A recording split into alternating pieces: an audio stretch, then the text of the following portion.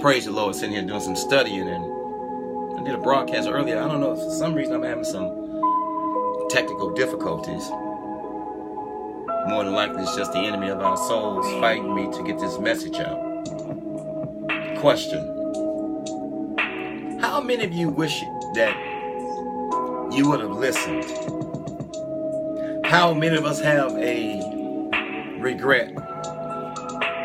And it's the same statement. I wish I would have listened. How many of us, if we would have listened, our life would be so much better? I just posed a question. How many of us would be better off right now? I'm going to repost this. If we would have listened to our mom or our dad or our counselor or our teacher or our grandmother or our grandfather, our sister, our brother, our neighbor, our friend, how many of us would be better off if we would have not tried that alcohol for the very first time? How many of us would be better off if we hadn't tried that dope or that alcohol, that crystal meth, that cocaine, that heroin, that anger, that marriage, that getting pregnant at an early age or making a baby at an early age or going half on a baby? How many of us would be better off if we would have only listened? How many of us would be further down the road in life if we would have stayed in school? How many of us would be further down the road of life if we hadn't gotten pregnant by this man at such a young age? How many of us would be further down the road if we hadn't made a baby at such a young age? How many of us would be further down the road if we hadn't got this felony? How many of us would be further down the road if we hadn't married this man or this woman when our mother and our father, our grandmother, our grandfather, our madre, our padre, our bishoella, our wello has said to us, leave that man alone, leave that crazy woman alone, leave them drugs, that dope, that alcohol. How many of us would be further down the road if we would have listened? See, hearing is having the ability to detect sound, but listening takes on a whole new meaning. Listening means hearing with intent to do. But a lot of y'all can only hear. Can't nobody tell you anything. You're unteachable. And I've discovered the most dangerous human being in the world. No. It's the one that won't listen. People who don't listen cause some of the greatest pain and problems in other people's lives. People who have ears but who are deaf on the inside. People who have the ability to hear, who don't listen. Those are some of the worst relationships to be in the world.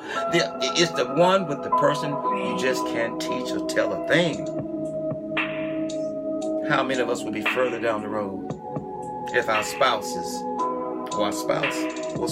would have only listened? How many of us would be in the same marriage, the same relationship, the same family, the same home if we would have listened? How many of you would have a better marriage, a better mind, a better heart?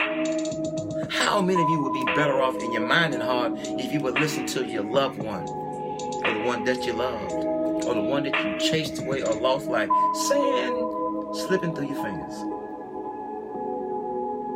I'm blessed of the Most High God to teach a lot of wayward young men. Some people call them gang members. Some people call them bangers and slangers and rearrangers and dope dealers and the social ills of life. And I posed a question to a lot of these young men. How many of y'all would be further down the road if you would have only listened? You see, in a classroom, you have a teacher and you have pupils. Pupils are meant to see within the eyes. So, those of us in the classroom of life, we should be like pupils in the classroom. We should see and not talk as much and try to respond and ask questions or silly questions or questions that we know the answer to. That bothers me when I'm training or in training or teaching or whatever. Someone asks me a question with the answer in the question, knowing they know the answer. They just want to be heard or seen. But how many of us really truly listen? How How many of us hear with intent to do? How many of us can take instruction? I mean, in the Bible it says that Jesus was born in a manger out among the livestock and the animals, and because there was no room in the inn. But that got me. There was no room in the inn. The I-N-N. And there's I-N-N and sinners. And if you remove the S from sinner, it becomes inner. So that tells us there's an inner problem with us, and there was no room in the inn because the mess was in the I-N-N, whereas these innocent creatures whom Jesus was born amongst, a dichotomy, a body and a soul, not a spirit. Man is a trichotomy, a body, soul, and a spirit. Everything goes back to its owner. But I just wonder how many of you all realize that instruction, destruction, and construction is a part of life. And a lot of us have destruction and cannot construct because we cannot take instruction. As I leave this alone, how many of you will be further down the road, prayerfully, faithfully, beautifully, morally, environmentally, beautifully, worshipfully,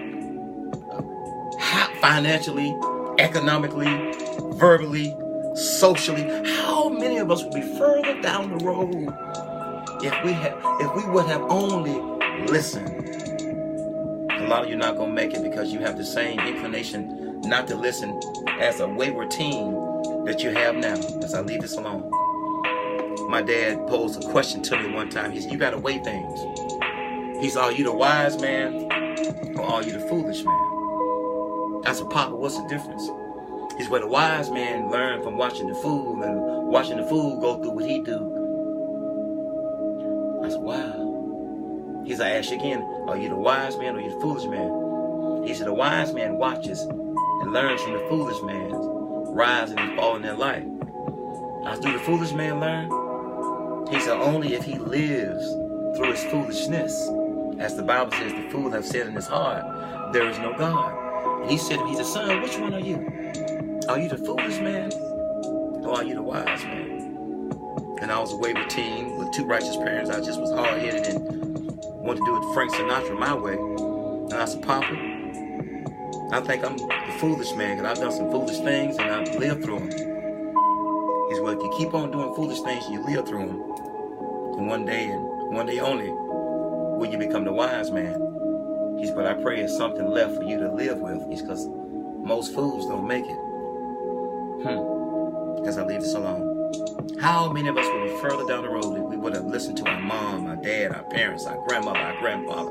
How many of you would still be married if you would have just listened to your wife or your husband? How many of you would still be married if you wouldn't have listened to your girlfriend or your boyfriend or your partner or somebody gave you some erroneous or crazy advice?